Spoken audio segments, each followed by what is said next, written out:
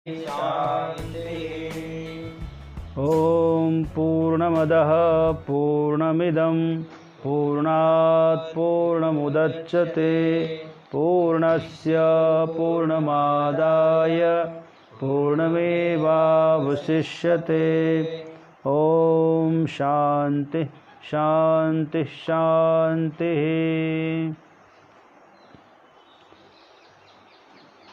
ईशावास्यमिदं सर्वं यत्किञ्च जगत्यां जगत् तेन त्यक्तेन भुञ्जीथा मा गृधः कस्य स्विद्धनम्।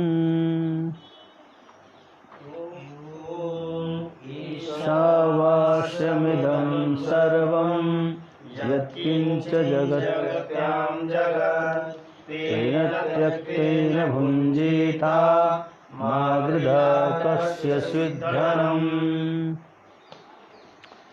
उपनिषद विचार में आप सबका बहुत बहुत अभिनंदन है। आइए हम सब ईशावास्योपनिषद से इस उपक्रम को आरंभ करते हैं। हम लोग प्रतिदिन सभी उपनिषद पर क्रमशः विचार करेंगे, मौलिक चिंतन करेंगे। मौलिक अर्थात मूल पर विचार करेंगे। किसको? वास्य मिदम है, अनुस्वार नहीं लग रहा।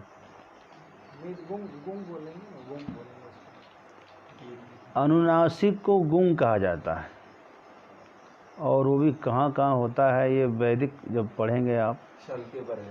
हैं? शल प्रत्याहार के परे रहते अनुनासिक को गुंग हो जाता है।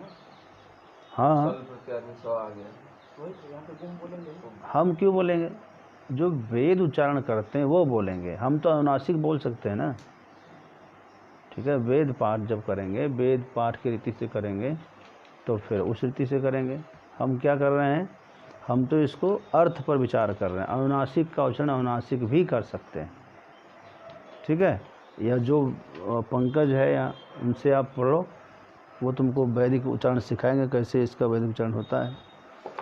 जरा सुनाओ, किसको याद नहीं तैयार है? शंभू सुना दो। या वेद मंत्र, वेद मंत्र की तरह सुना दो। हरि ओम ईशावास्यमिदग्गुं सर्वं यत्किञ्च जगत्यां जगत् तेन त्यक्तेन भुञ्जीता मा गृधः कस्य स्विद्धनम्। ये हो गया वेद मंत्र है। यह शुक्ल यजुर्वेद का 40वां अध्याय है। पहली बात समझ लो, कोई इधर उधर की बात नहीं।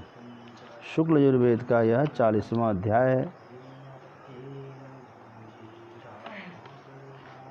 और कण्व शाखा है। 2 शाखा इसका जो है, इसकी 2 शाखा प्रचलित है, और दोनों शाखाओं में ये उपनिषद बटी हुई है।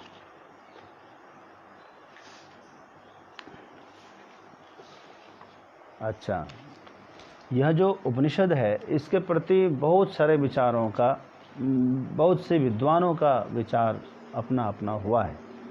पाश्चात्य जो विदेशी हुए विद्वान स्कॉलर, उन लोगों ने भी इसमें बहुत सारे भाष्य और टीकाएँ लिखी है। जैसे मैक्स मूलर ने लिखा है, रुडोल्फ ने लिखा है, डायसन ने लिखा है, रोथ ने भी लिखा है। रुडोल्फ रोथ एक ही है। और भारतीय दर्शनाचार्य जैसे जगतगुरु शंकराचार्य, मध्वाचार्य, निम्बार्काचार्य, रामानुजाचार्य आदि ने भी अपना अपना भाष्य इसमें रखा है। भाष्य यानी एक प्रकार की टीका, जो अपना विचार है उसमें अपने हिसाब से अर्थ किया है उन्होंने। जहाँ दूसरों के हिसाब से अर्थ किया हुआ पसंद नहीं आए तो अपने हिसाब से अर्थ रखा है। लेकिन मूल जो है वो तो सबको मानना पड़ेगा। मूल में कोई अंतर नहीं करना पड़ता है। मूल तो मूल है। अच्छा, तो इसके जो मंत्र दृष्टा ऋषि है वो है दध्यंग्र। दध्यंग्र ऋषि ये अथर्वण ऋषि अर्थात अथर्ववेदाध्यायी ऋषि माने जाते हैं। इसकी दो शाखाएं प्रचलित हुई है, एक काणव शाखा, दूसरा वाजसनेयी शाखा। काणव शाखा में 18 मंत्र हैं, जबकि वाजसनेयी शाखा में 17 मंत्र पाए जाते हैं। वेदांत दर्शन प्रेमी जो विद्वान दार्शनिक संत हुए हैं, उन्होंने, ऋषियों ने काणव शाखा पर सबसे अधिक भाष्य लिखे हैं, क्योंकि यह उनको अपना मार्ग का मार्गदर्शक मालूम पड़ा। क्योंकि काणव शाखा ही जो वेदांत का जो शिखर भाग है, अंतिम भाग है, जो वेद का वेदांत बोलते हैं ना, तो वो शुक्ल यजुर्वेद का 40वां अध्याय वेदांत परक होने से इस पर, और काणव शाखा के अंतर्गत वाला जो है वही सब के लिए बहुत अच्छा लगा। अच्छा, यह वेदांत का भाग माना जाता है, वेदों का शिरोभाग माना जाता है। वेदों का वेदानाम अंतः अवसानो भागः इति वेदांतः, वेद का अंतिम भाग जो है वो वेदांत कहा जाता है। शतपथ ब्राह्मण के 40वें अध्याय ही ईशावास्योपनिषद है, हम इसकी चर्चा कर रहे हैं। इसमें प्रथम मंत्र है ओम पूर्णमदः पूर्णमिदं पूर्णात् पूर्णमुदच्यते पूर्णस्य पूर्णमादाय पूर्णमेवावशिष्यते। दरअसल यह पूर्ण ब्रह्म परमात्मा का जो है विशेष दर्शन करा रहे हैं कि जो सबका कारण ब्रह्म है वह परिपूर्ण है। जो सबका मूल कारण ब्रह्म है वो, और उससे निकला जो कार्य ब्रह्म है वो भी, हाँ, कारण ब्रह्म परमात्मा, कार्य ब्रह्म जीवात्मा, ये भी क्या है, परिपूर्ण है। और पूर्णस्य पूर्णमादाय पूर्णमेवावशिष्यते, अंत में प्रलय, महाप्रलय के समय जब ये सारे कार्य ब्रह्म कारण ब्रह्म में लीन हो जाएंगे तो ये पूर्ण मात्र अवशिष्ट रह जाएंगे। ठीक है।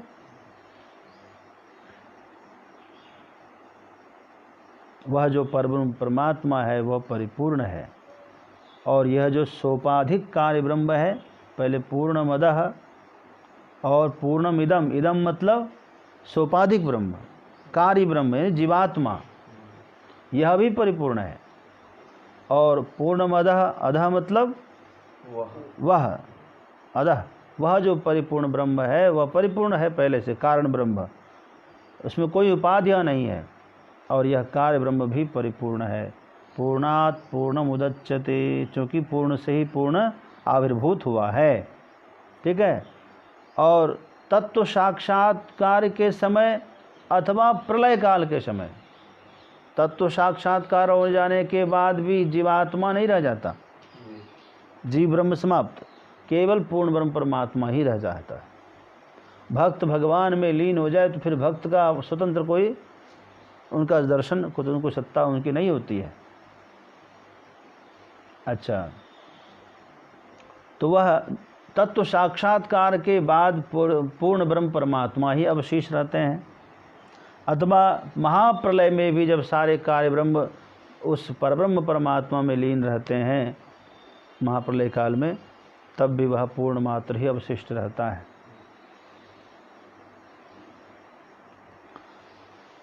अच्छा, जो सोपाधिक कार्य ब्रह्म है वह पूर्ण क्यों है? का पूर्णात् पूर्णमुदच्यते, पूर्णस्य पूर्णम आदाय, उस परब्रह्म परिपूर्ण परमात्मा की पूर्णता को लेकर ही यह परिपूर्ण है।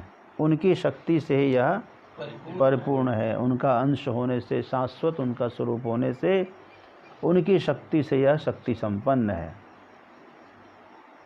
और अंत में निरुपाधिक ब्रह्म ही शेष रहता है। ओम शांति शांति शांति।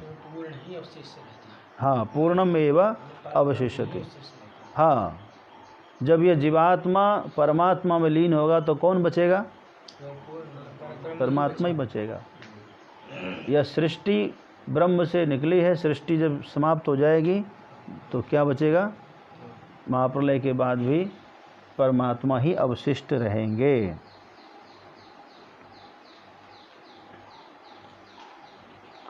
अब इसमें देखिए, ओम शांति शांति शांति 3 बार कहा। क्यों कहा? त्रिताप की शांति। कौन त्रिताप है? दैहिक, दैविक और भौतिक। इन 3 प्रकार के कष्टों को दूर करने के लिए 3 बार ओम शांति शांति शांति अथवा त्रिकालिक शांति, भूत वर्तमान और भविष्यत तीनों काल में की शांति बनी रहे, बरकरार रहे, इसलिए भी शांति। अथवा जो है व्यक्ति, समाज और राष्ट्र की अभ्युदय के लिए ओम शांति शांति शांति,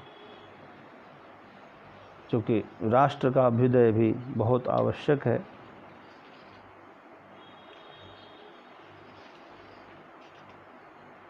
पूर्णस्य पूर्णमादाय पूर्णम एव अवशिष्यते।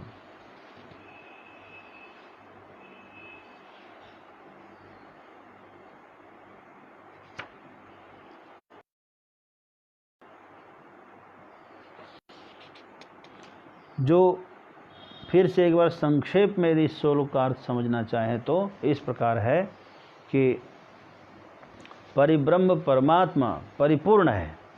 पूर्णमदः, अदः मतलब सह है ना, अधसस्तु विप्रकृष्टे, वो जो ऊपर है अथवा अलग है, प्रकृति से परे है, वह जो पूर्ण परमात्मा है, परिब्रह्म परमात्मा परिपूर्ण है और उनसे प्रकट हुआ निकला हुआ समस्त प्राणी मात्र जो कार्य ब्रह्म है वह भी परिपूर्ण है। अभी पूर्णस्य पूर्णमादाय, यह कार्य ब्रह्म जो परिपूर्ण है उसको अपने में समेट लेंगे जब वह, तब वही एकमात्र शेष रहेंगे। पूर्णस्य पूर्णमादाय तो पूर्णमेव अवशिष्यते। ठीक है, तो परमात्मा की जो है विशेषता, परमात्मा की महत्ता के साथ यह ईशावास्योपनिषद का शुभारंभ होता है। इसके बाद हम त्रिविध ताप की शांति के लिए 3 बार ओम शांति शांति शांति हुआ है। और अगला जो मंत्र है वह शुरू होता है ईशावास्यमिदं सर्वं यत्किंच जगत्याम जगत् तेन त्यक्तेन भुंजीथा मा गृधः कस्य सिद्धनम्। अच्छा,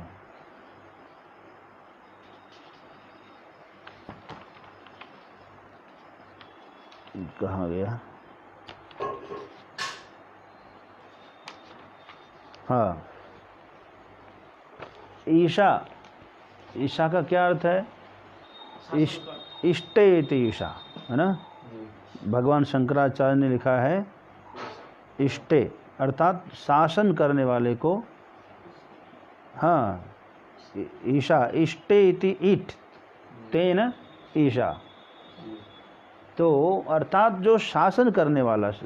ईशिता परमेश्वर परमात्मा सर्वस्य, वह सबका शासक है, इसलिए उसको ईश्वर कहते हैं। ठीक है, जो सबका शासक हो उसको ही ईश्वर कहते हैं। अच्छा, वह परमात्मा कैसे सबका शासन करता है? वह कहते हैं वह सर्व जंतूनाम आत्मा सन प्रत्यगात्मतया तेन स्वेन रूपेण आत्मना ईशावास्यम आच्छादनीयम। वह समस्त प्राणियों के अंदर भी, समस्त प्राणियों की बाहर भी हर प्रकार से, सब प्रकार से आच्छादित करके रहता है। रोम रोम में वह रमता है, इसलिए उसको राम कहते हैं। रोम में जो रहे वो रमे, उसको राम कहते हैं। वह सब पर रहम करे, इसलिए उसको रहीम कहते हैं। तो रोम रोम में रमन करने के कारण उसको श्री राम कहते हैं। सबका शासक है, इसलिए उसको ईश्वर कहते हैं, परमेश्वर कहते हैं। ये भी है। और बृहत है, सबसे बड़ा है, भगवान जैसा कोई नहीं है, इसलिए उसको ब्रह्म कहते हैं। और उसी को परमात्मा कहते, परमश्च सो आत्मा इति परमात्मा। और जो अंतःकरण विशिष्ट है उसको जीव आत्मा कहते हैं। जो अंतःकरण से युक्त है, मन बुद्धि चित्त अहंकार से जो युक्त है उसको जीवात्मा कहते हैं। और जो माया विशिष्ट है वह परमात्मा है।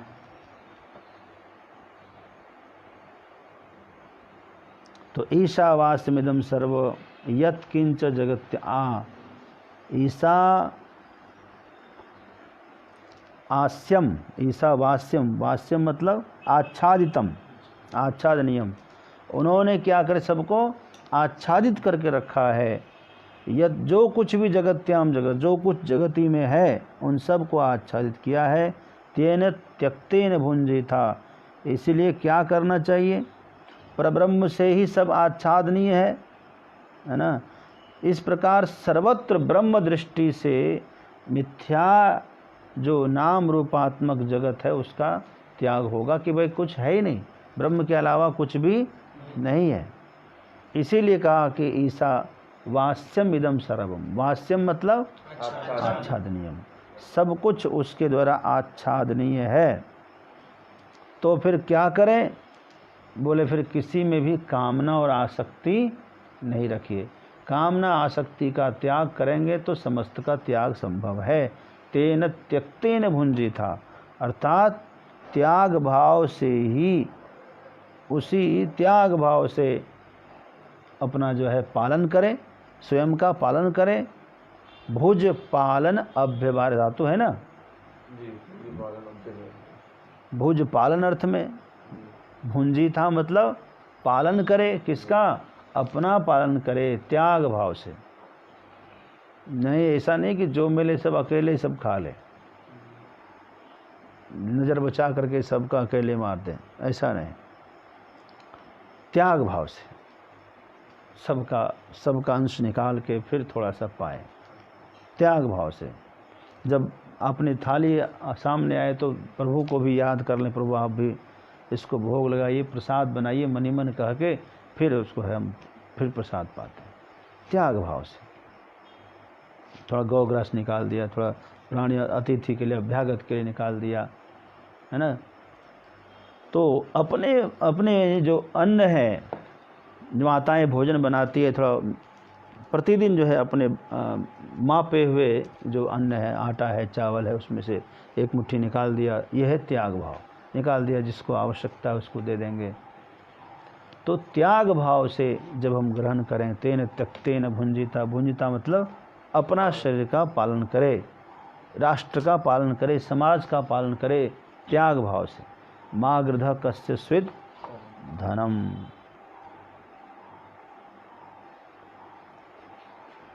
और फिर किसी से धन की इच्छा ना करें, ठीक है।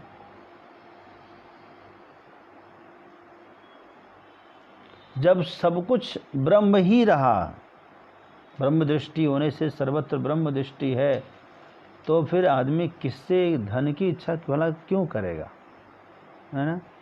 माँ गृधा कस्य स्विद धनम, किसी से धन की इच्छा न करे, आकांक्षा न करे त्याग भाव से, हैं।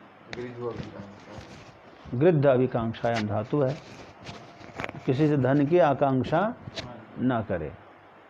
माँ गृध, माँ आकांक्षा ना करे, हाँ गृध अभिकांक्षा धातु है। तो गृध मतलब आकांक्षा, किसी से धन की आकांक्षा ना करे। तेन त्यक्तेन भुंजिता माँ गृध कस्य स्विद धनम।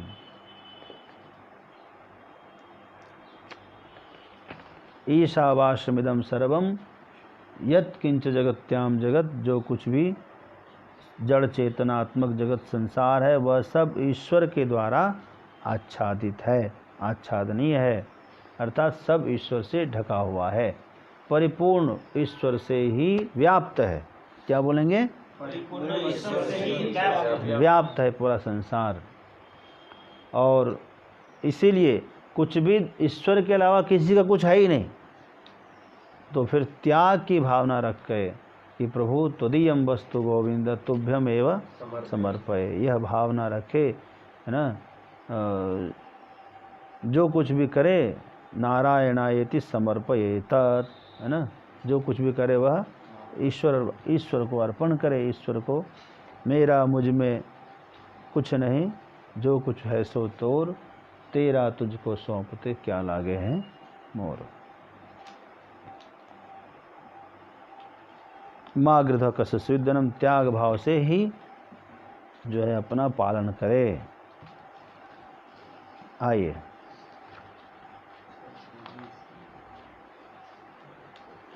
दूसरा मंत्र है, कुर्वन्नेवेह कर्माणि जिजीविषेच्छतं समाः, कुर्वन्नेवेह कर्माणि जिजीविषेच्छतं समाः, एवं त्वयि नान्यथेतोऽस्ति न कर्म लिप्यते नरे। एवं त्वयि नान्यथेतोऽस्ति न कर्म लिप्यते नरे। कुर्वन्नेवेह कर्माणि, कुर्वन् एव इह कर्माणि, यह मतलब अस्मिन् लोके, इस लोक में कर्म करते हुए ही जिजीविषेत् शतम समा, शतगुम समाह, शतम अर्थात शतवर्षम, शतवर्षाणि। मनुष्य की आयु कितनी है? 100 वर्ष। कलयुग में मनुष्य की आयु 100 वर्ष है ना। सतयुग में बहुत लंबी आयु थी पहले मनुष्य की, है ना। और सतयुग में 1 लाख वर्ष लोग आराम से जीते थे, त्रेता में 10,000 वर्ष, द्वापर में 1,000 वर्ष, और कलयुग में यह 100 वर्ष रह गया। तो कलयुग की आयु 100 वर्ष। लेकिन कलयुग में यदि आपको 100 वर्ष जीना है तो कहते हैं कैसे करिए? कर्म करते हुए 100 वर्ष आप व्यतीत करिए, बिना कर्म किए नहीं। कुर्वन् एव इह कर्माणि जिजीविषेत्, जिजीविषा मतलब जीवितुम इच्छा, जीवितुम इच्छा, जीविषा, जीने की इच्छा यदि है तो कर्म करिए, और मरने की इच्छा है तो सब काम बंद कर दीजिए, छोड़ दीजिए। बिना कर्म किए आदमी जी नहीं सकता। हाँ, भगवान कृष्ण गीता में लिखते हैं, नहीं कश्चित् क्षणमपि जातु तिष्ठत्य कर्मकृत् कार्यते यवशः कर्म सर्व प्रकृति जैर गुणैः। कार्य किए बिना कोई एक क्षण भी नहीं रह सकता। जीवन पर्यंत कैसे रहेगा? 100 वर्ष तक रहे, संभव नहीं। यदि 100 वर्ष तक जीने की इच्छा है, स्वस्थ रहने की इच्छा है, तो हमेशा कर्म करिए, हमेशा कर्म करिए। आप स्वस्थ रह करके 100 वर्ष आराम से जी सकते हैं। जिस दिन कर्म का त्याग करेंगे आपकी उम्र घट जाएगी, आपकी ऊर्जा कम जाएगी। ये शरीर भगवान ने ऐसा बना दिया है, इससे काम लेते रहे तो काम करते रहता है, आराम देते रहिए तो आराम लेते रहता है। यही है शरीर की, एकदम जाम हो जाएगा, स्थिर हो जाएगा, हिलना भी पसंद नहीं करेगा, और काम लेते रहे तो काम भी करता रहता है। बड़ा सुंदर, ऐसा कोई बना ही नहीं सकता है। तो इस जो कि यह कर्म भूमि है, मनुष्य जो है का शरीर जो है कर्म योनि है, तो यहाँ कर्म करना पड़ेगा सबको, है ना। गीता की समर भूमि में कर्म सभी को करना पड़ता है। ऊपर वाला तो रेखा खींचता है, रंग हमें ही भरना पड़ता है। ऊपर वाला रेखा खींचेगा, रंग हमें भरना पड़ेगा। जो भी कर्म है, यज्ञ यागादि कर्म, परोपकार कर्म, जीविका के लिए कर्म, सभी कर्म को करते हुए 100 वर्ष जीने की इच्छा करे।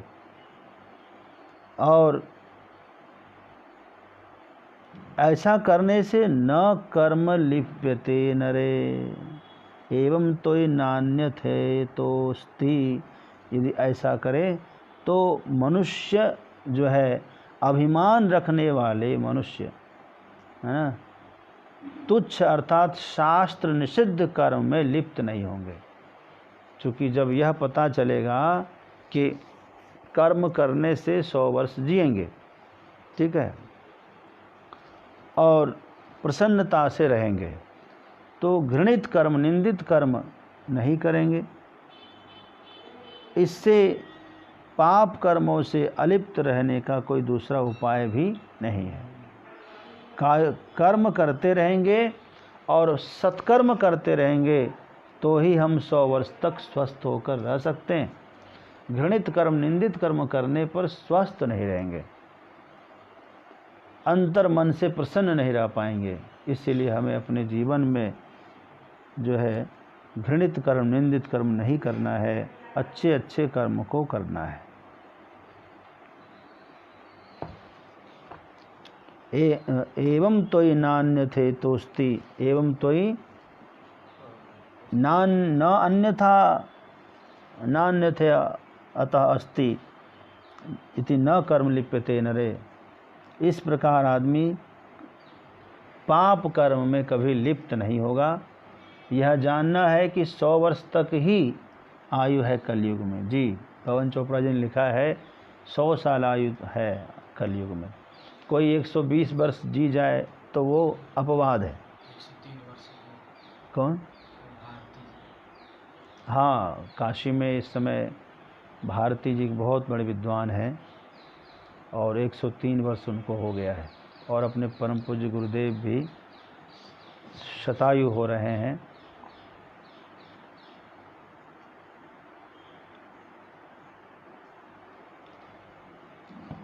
जी, यह जो ईशावास्योपनिषद में यह मंत्र आया है कि मनुष्य को, कलयुगी मनुष्य के कल्याण के लिए यह प्रसंग है, तो मनुष्य को कर्म करते हुए 100 वर्ष जीने की इच्छा करनी चाहिए। अब इसमें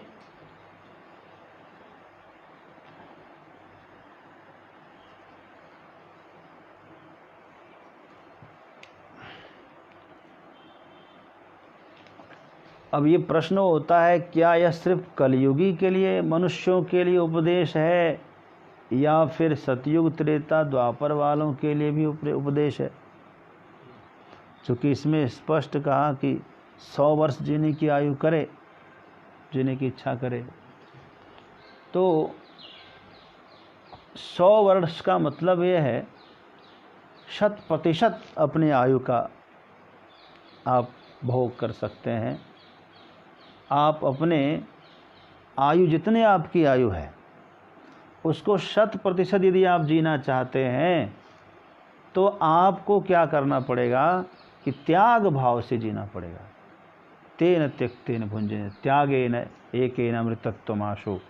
तो त्याग भाव से यदि आप जिएंगे, समर्पण भाव से यदि आप जिएंगे, तो आप 100 वर्ष नहीं, 100 वर्ष तो कलयुगी मनुष्यों के लिए हो सकता है।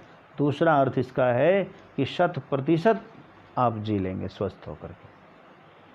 100% मतलब 100 के 100 पूर्ण, अपनी पूर्ण आयु, संपूर्ण आयु को आप स्वस्थ होकर के जी सकते हैं, और कर्म करते हुए ही आप जी सकते हैं। और इससे क्या होगा, आदमी को घृणित कर्म में, निंदित कर्म में आसक्ति नहीं होगी और उसमें लिप्त भी नहीं होंगे। अच्छा, एक श्लोक और लेंगे। असूया नाम ते लोका अंधेन तमसावृता। असूया नाम ते लोका अंधेन तमसावृता। तास्ते प्रेत्याभिगच्छन्ति ये के चात्महनो जनाः। तास्ते प्रेत्याभिगच्छन्ति ये के चात्महनो जनाः। कहते हैं असूर्या नाम ते लोका,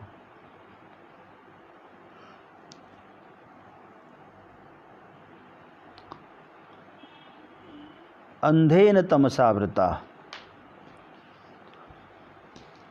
असुर संबंधी जो लोग हैं, जो असुर संबंधी लोग हैं, जो अज्ञान से, अज्ञान रूपी अंधकार से आच्छादित है, ढका हुआ है, अच्छा, अज्ञान रूपी अंधकार से आत्मा का दर्शन जहाँ नहीं हो, आत्मा का अदर्शन रूपी अज्ञान से आच्छादित है, अर्थात आत्मज्ञान शून्य जो प्राणी है, जो लोग हैं, है ना, कोई भी है, वह तो आत्मघाती है, अर्थात वे मरने के अनंतर उन्हीं लोकों में जाते हैं, आसुरी लोक में जाते हैं। कहाँ जाते हैं? जो लोग आत्मज्ञान प्राप्त नहीं करते हैं, अर्थात आत्मज्ञान से शून्य रहते हैं, जो जिनकी आत्मा आच्छादित रहती अज्ञान से, वह व्यक्ति मरने के बाद तास्ते प्रेत्य, प्रेत्य मतलब प्रकृष्टेन इतः इति प्रेतः, जो मरने के बाद, जो मरने को, मृत्यु को ही प्रेत कहते हैं, मरने के बाद ही तो प्रेत बनता है, तो वह प्रेत्य मतलब मरने के बाद अभिगच्छन्ति तान एव लोकान, उसी लोक को जाते हैं, तांस्ते प्रेत्याभिगच्छन्ति। और ये के चात्महनोजना, वे तो आत्महंता है। आत्महंता कौन है? जो ब्रह्म को नहीं जान पाए वो आत्महंता है। ठीक है।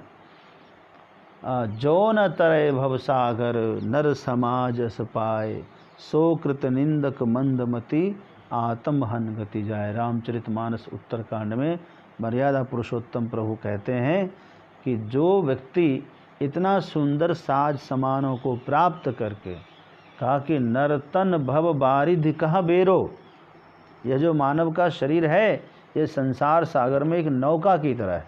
बेरो कहते हैं नाव को। संसार सागर को पार करने के लिए नाव चाहिए ना, तो बोले कि मानव का शरीर ही ये चोला ही नाव है, जहाज है। और सन्मुख मरुत अनुग्रह मेरो, मेरी कृपा रूपी अनुकूल हवा ही निरंतर चलती रहती, अतः मेरी कृपा भी निरंतर है। कर्णधार सदगुरु दृढ़ नावा, इस दृढ़ नाव के मल्लाह सदगुरु भी है, सदगुरु भी है। सदगुरु मल्लाह है, केवट है नाव का। और दुर्लभ साज सुलभ करि पावा, इतना कुछ प्राप्त होने के बाद भी कहते हैं कि जो न तरय भवसागर, सब कुछ प्राप्त है फिर भी यदि भवसागर पार नहीं होते हैं, यदि तत्व ज्ञान से इसको जानते नहीं हैं, यह चेद वेदित सत्यमस्ति न चेदि हावेदिन महति विनष्टि भूतेषु भूतेषु विचित्र धीरा प्रेत्यस्मा लोकादमृता भवन्ति।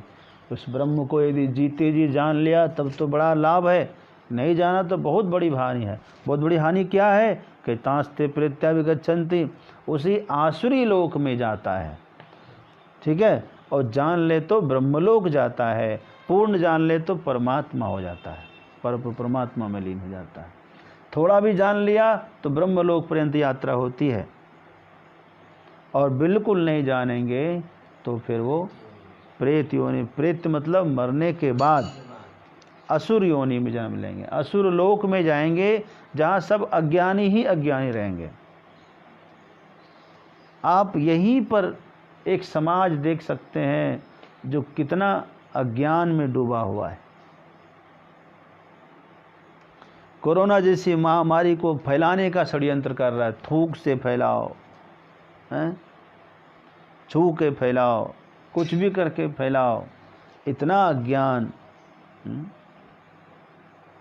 इतना अच्छा। ये थूकने वाली समस्या आज से नहीं है, पहले से है। उसके सब्जी या सामान कोई बेचना, उसमें थूक मिला देना, कितना घृणित काम है, कितना तुच्छ विचार है। ये वर्तमान के असुर लोग हैं।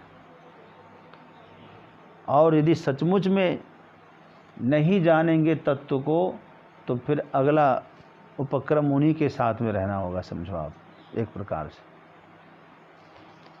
वास्तव में उन लोकों में जाते हैं, उन लोगों के समूह में उनका फिर जन्म होता है जहाँ ज्ञान नाम की चीज़ नहीं रहती है, ज्ञान ध्यान की कोई बात नहीं होती।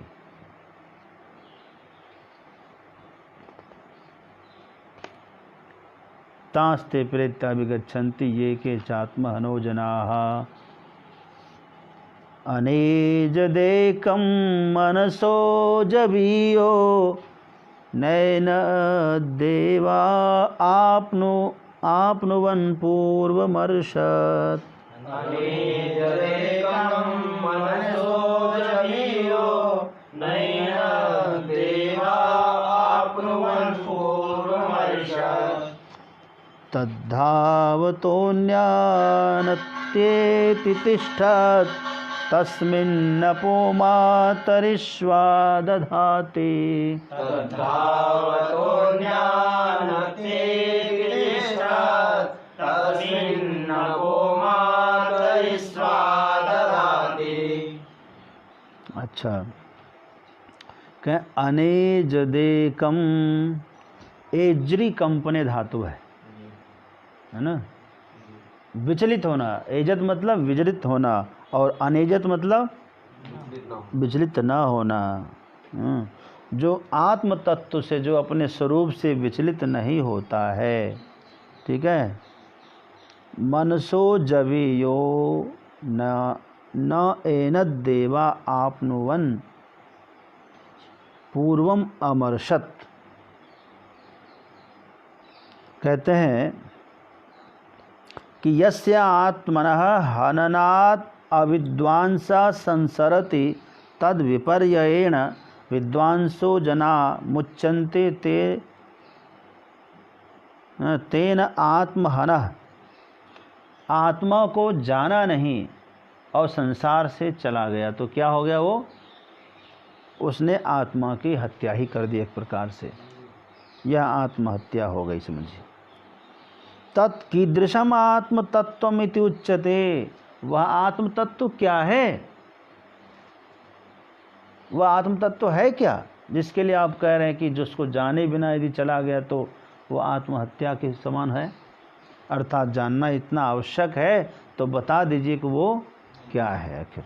ठीक है, तो अनेजति, अनेज मतलब न एजति, एजी कंपनी, अर्थात स्वावस्था प्रच्युति तद विवर्जितम सर्वदा, एक रूप में, अर्थात जो विचलित नहीं होता है, जो अपने स्वरूप से विचलित नहीं होता, जो अपने धैर्य को नहीं खोता है,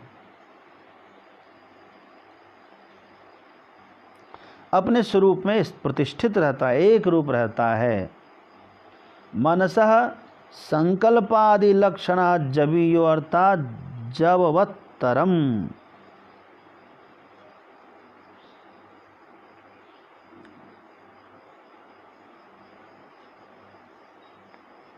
जवीय शब्द का क्या अर्थ है?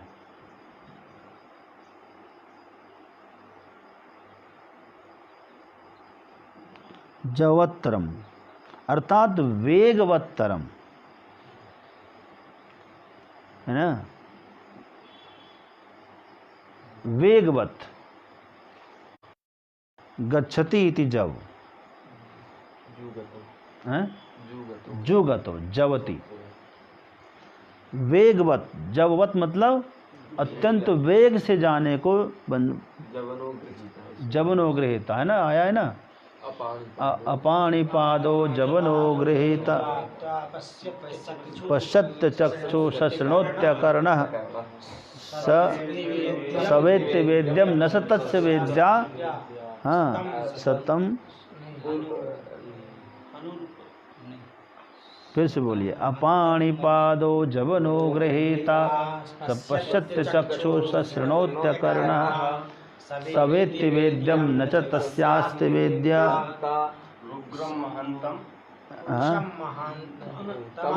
अग्रम पुरुषम महांतम, हाँ, पुरुषम महांतम,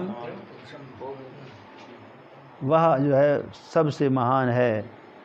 तो वह ईश्वर के बारे में कहा। वह ईश्वर जो है वह विचलित नहीं होता कभी। उसी तरह से जो साधक विचलित नहीं होता है, मन चंचल रहने पर भी जिसका चित्त चंचल है, जिसका विचार स्थिर है, एकदम पर्वत की तरह जो स्थिर है, अडिग है। अच्छा,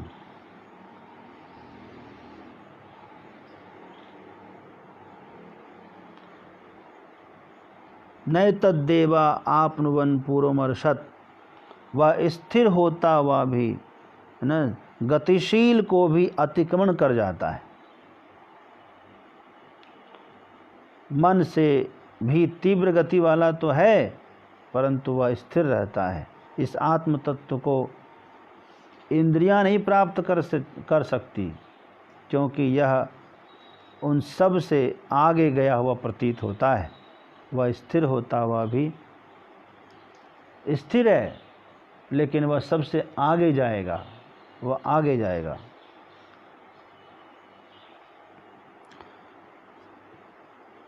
तद्धावतो अन्यान अत्येति, वह स्थिर है फिर भी दौड़ने वालों को भी पार कर जाता है। तद्धावतो अपि अन्यान धावतो अपि अत्येति, पार कर जाता है। तिष्ठत, वह बैठा हुआ स्थिर है। तस्मिन नपो मातरिश्वा दधाति, वह स्थिर होता हुआ भी अन्य दौड़ने वाले गतिशीलों को भी अतिक्रमण कर जाता है। उसकी विद्यमानता में ही अंतरिक्ष में भ्रमण करने वाले वायु समस्त प्राणियों के प्रवृत्ति रूप कर्मों का विभाग करता है। बात समझिए पहले। अनेज देकम मनसो जमीया, वह जो ईश्वर है, बिल्कुल ये भी वही बात है जो वहाँ क्या था, अपाणि पादो मनसो जवनो गृहीता। अपाणि पाद, वह उसके पास पानी नहीं है, हाथ नहीं है, लेकिन वह सबको दौड़कर पकड़ लेता है ना। पैर नहीं है लेकिन वह चलता है। और पश्यति अचक्षु, चक्षु नहीं है लेकिन वह देखता है सबको। सशृणोत्यकर्णः, वह उसके पास कान नहीं लेकिन सबको सुनता है। सवेत्ति वेद्यम न च तस्यास्ति विद्या, वह सबको जानता है, उसको कोई जानने वाला नहीं है। वह सबसे महान है। रामचरितमानस में गोस्वामी जी बड़ा सुंदर लिखते हैं कि बिनु पग चले सुने बिनु काना, है ना। कर बिनु कर्म करे विधि नाना, बिनु पद चले सुने बिनु काना। आनन रहित सकल रस भोगी, बिनु बानी बकता बड़ जोगी। और तन बिनु परस नयन बिनु देखा, ग्रहई घ्राण बिनु बास अशेषा। वह कर बिनु कर्म करता है, पद बिनु चलता है, नयन बिनु देखता है, कान बिनु सुनता है। वह समस्त आचरण व्यवहार करता है लेकिन उसको कोई इंद्रियां नहीं। वही कह रहे हैं अनेज देकम मनसो जवीयो, है ना। नयन देवा आपनुवन पूर्वमर्षत, तद्धावतो अन्यान अत्येति, दौड़ते हुए दूसरों को पार कर जाता है, लेकिन वह तिष्ठत, वह बैठा हुआ है ना। तस्मिन् अपो मातरिश्वा दधाति, तो वह जो है वह परमात्मा है। वह चलता नहीं है लेकिन सबसे आगे चला जाता है, क्योंकि वह तो सर्वत्र है, ये कहीं भी वह प्रकट हो जाते हैं। सीधी सी बात है।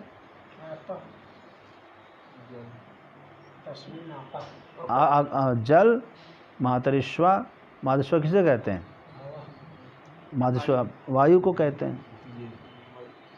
वह सब कुछ को धारण कर लेता है। अब देखिए वह फिर उसी को 5वें श्लोक में कह रहे हैं, तदेजति तन्नयजति तद्दूरे तदवंतिके,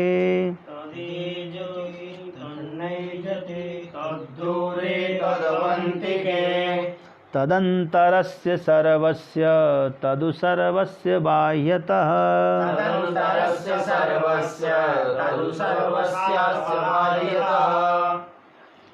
तद एजति, यहाँ से शुरू होता है। वह परमात्म तत्व सोपाधिक रूप से वह चलता है। समझ लीजिए आप, वह चलता भी है, वह उपाधि के साथ है तो चलता है, और निरुपाधि है तो निर्गुण निराकार ब्रह्म के रूप में है तो वह कहीं जाता नहीं है। वही साकार सगुण साकार है, सोपाधि युक्त हुआ है, वह चलता भी है, वह युद्ध भी करता है, वह जीतता भी, कृपा भी करता है। तद्दूरे, वह सबसे दूर है, प्रकृति पार प्रभु। तदवंत के मतलब वह सबके अंदर बैठा हुआ। ईश्वरे सर्वभूतानां हृदय से अर्जुन तिष्ठति, सबसे बाहर भी है, सबके भीतर भी है। तदंतरस्य सर्वस्य, तत् अंतरस्य, सबके अंदर है वह। तदु सर्वस्य बाह्यता, वह सबके बाहर भी है। वह परमात्म तत्व, आत्म तत्व सोपाधिक रूप से, उपाधि से युक्त होकर के वह चलता है, और निरुपाधिक रूप से कहीं नहीं जाता है। वह अत्यंत दूर में है, वह सबके अंतिक मतलब निकट में है। वह जो क्या कहे, वह सब संपूर्ण संसार से बाहर भी है और संपूर्ण संसार के भीतर भी है। हाँ? तदु मतलब वह, तत् उ है, उ अव्यय का प्रयोग हुआ है। वैदिक भाषा में उ आदि का प्रयोग होता है निश्चय अर्थ में।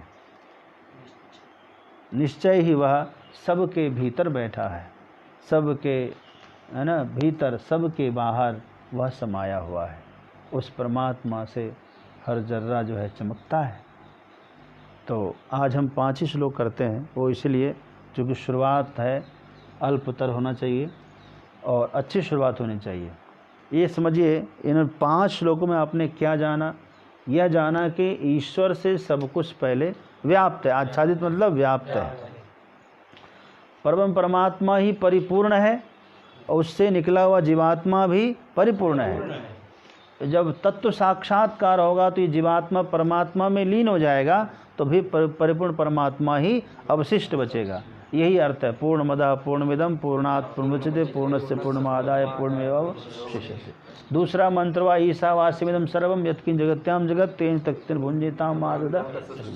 अर्थात ईश्वर से ही समस्त जगत व्याप्त है, आच्छादित है, उसके अलावा कोई तत्व है ही नहीं, है ना। तो फिर इस क्या करे? फिर बोले त्याग भाव से अपना शरीर का और जो है राष्ट्र का, सबका, समाज का पालन करिए। त्याग भाव जरूरी है, आवश्यक है, तो सबका पालन करिए। तेन तक तेन भुंजिता, किसी से कोई आकांक्षा मत करिए। कोई, ये तो धन यहाँ पर कह दिया, धन नहीं, किसी चीज़ की आकांक्षा मत करिए। कोई आपको सुखी नहीं कर सकता, क्योंकि सुख स्वरूप आप स्वयं है। कस्यचित् धनम, कस्यचित्, स्वित प्रत्यय हुआ है, किसी से भी है, किसी से भी आकांक्षा नहीं करें। अनर्थक अव्यय है स्वित। जैसे कश्चित चित प्रत्यय होता है ना, चढ़ प्रत्यय होता है ना, वैसे एक सुत है, स्वित है। कस्य मतलब किसी से भी धन की आकांक्षा ना करे। तो धन का मतलब है कुछ भी आकांक्षा ना करे कि कोई हमें ये चीज़ दे दे तो मैं सुखी हो जाऊं। कोई क्यों देगा? खुद पैदा करिए, खुद उपार्जन करिए, खुद जो उद्यम करिए। उद्यमे नहीं सिद्ध्यंति कार्याणि न मनोरथैः नई सुप्तस्य सिंहस्य प्रविशन्ति मुखे मृगाः। सोए हुए सिंह के मुख में भी कभी मृग खुद चलकर नहीं आ जाता, उसको भी उठ करके शिकार करना पड़ता है। इसीलिए कुछ भी हो जाए, अपना कर्तव्य कर्म तो करना है। कुर्वन्नेवेह कर्माणि जिजीविषे शतगुम समाह एवं तो नान्यथे तो न कर्म लिप्यते नरे। कर्म करते हुए ही जब तक अपनी आयु जीना है, तब तक संपूर्ण आयु को जीने के लिए कर्म आवश्यक है। कर्म ही सबसे बड़ा साधन है। कर्म करते रहिए तो जीवन चलेगा। कर्म जिस दिन बंद कर देंगे, अकर्मण ही मृत्यु है। कहाँ लिखा है? शतम समाह वर्ष, लेकिन समावर्षा सही कह रहे हैं। तो मनुष्य जो है, कलयुगी मनुष्य 100 वर्ष आयु जिए अथवा संपूर्ण वर्ष जिए। शतम मतलब संपूर्ण वर्ष, जितना वर्ष आपके लिए निश्चित है, अपने संपूर्ण आयु के संपूर्ण वर्ष को आप जीने की इच्छा करिए कर्म करते हुए, और अकर्म में लिप्त ना हो। उसके बाद कहा परमात्मा, उसके बाद ये ना है परमात्मा कैसे हैं, न असूर्या नाम ते लोका अंधेन तमसावृता तास्ते प्रीत्या विगच्छन्ति ये के चात्म जनाः।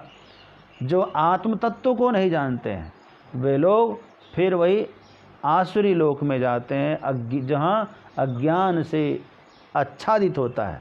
पूरी तरह से लोग अज्ञान से में डूबे रहते हैं, विषयों में रत रहते हैं, लड़ाई झगड़े करते रहते हैं।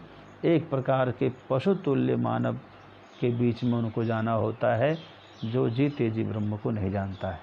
ठीक है, वो ब्रह्म तत्व क्या है, कहते हैं वह ब्रह्म तत्व तो सर्वत्र है, क्योंकि उसको कहीं जाने की जरूरत नहीं पड़ती। तद है वह जो है तदेजति तन्नेजति अनेज देकम जब नो मनसो जबियो, वह मन से भी अत्यंत तेज गति से चलता है, लेकिन उसको कोई पैर वैर नहीं है। और नैतद देवापनुवन पूर्वमर्शत, और जो समस्त भूत देवता हैं आत्म तत्व को, ये देवा मतलब इंद्रियाणी, इंद्रियों के स्वामी है, इंद्रियों के स्वामी जो देवता हैं ये भी उसको पकड़ नहीं सकते, क्योंकि वह उन सब से आगे गया हुआ है। अच्छा, तद्धाव तो उन दौड़ने वाले समस्त इंद्रियों से वह ऊपर है, इसलिए इंद्रियां कभी हमें विचलित नहीं करती है। हमारा स्वरूप तो इंद्रियों से ऊपर है। जैसे कोई कछुआ दौड़ रहा हो, कितना दौड़ेगा, कितना दौड़ेगा। खरगोश सोचता है दौड़ने दो, पकड़ लेंगे। हाँ, लेकिन यदि खरगोश भी सो जाएगा तब कछुआ जीत लेगा। तो ये इंद्रियां हमें कब जीत सकती है, यदि हम सो जाएं, अज्ञान की निद्रा में सो जाएं, तो ये इंद्रियां हम पर हावी हो जाती है, हम पर विजय प्राप्त कर लेती हैं। ईश्वर का स्वरूप है वह कार्य रूप में, कार्य ब्रह्म रूप में अर्थात जीवात्मा के रूप में चलता फिरता है, और निरुपाधिक होकर के उसमें कोई जो उपाधि नहीं है, विशुद्ध रूप में वास्तव में कहीं वह जाता नहीं है। वह सबसे बाहर भी है, सबसे भीतर भी है, वह सर्वत्र है, अर्थात सर्वम खलु इदम ब्रह्म। इसी संकल्प के साथ इस उपनिषद का आरंभ करते हैं। उपनिषद धारा में आज हम लोग यहीं पर विश्राम देते हैं। आप सब जिसके पास अभी तक उपनिषद नहीं आई हो, कृपया उपनिषद ले आएँ। मेरे पास ये है, ऋषिकेश वाली है मेरे पास ये। तो गीता प्रेस की उपलब्ध भी आती है, गीता प्रेस से भी ले सकते हैं आप। जो भी आपको उपलब्ध हो वैसे उपनिषद आप ले लें और इसका स्वाध्याय करें, चिंतन करें। कल और बढ़िया से कहेंगे और आगे के मंत्रों पर विचार करेंगे। इन्हीं शब्दों के साथ विश्राम लेते हैं। आप सभी को बहुत बहुत साधुवाद, बहुत बहुत अभिनंदन उपनिषद गंगा में अवगाहन करने के लिए। सभी को ओम नमो नारायण। निशांत यादव जी जो है, पवन चोपड़ा जी और राजेंद्र कुमार गोयल जी, रेखा अग्रवाल, आप सभी को ओम नमो नारायण। सुलोचना बाई काठमांडू से, प्रणव चैतन जी वाराणसी से, पवन बाबा ऋषिकेश से, और उर्मिला माता जी सुनाम पंजाब से, माया बाई हमारी पटना से, दुर्गेश राठी जी केकड़ी राजस्थान से, मालती माता जी पटना से, उपनिषद अविनाशी जी, आपको भी ओम नमो नारायण स्वामी जी। अतीव श्लाघनीय प्रयासः, धन्यवादाः स्वामीपादाः। लता बगड़िया आसनसोल से, सुलोचना शर्मा जी राजस्थान से, और पृथ्वीराज सिंह जी हैं मेरे ख्याल से गुजरात से, अहमदाबाद से। संजय शराब जी हैं, आपको सुबोधनी सखी पटना से। धर्मानंद दास जी महाराज आप भी ऋषिकेश से हैं, और मनोज भाई प्रजापति जी कलोल से, और सनातन जी, पवन चोपड़ा जी।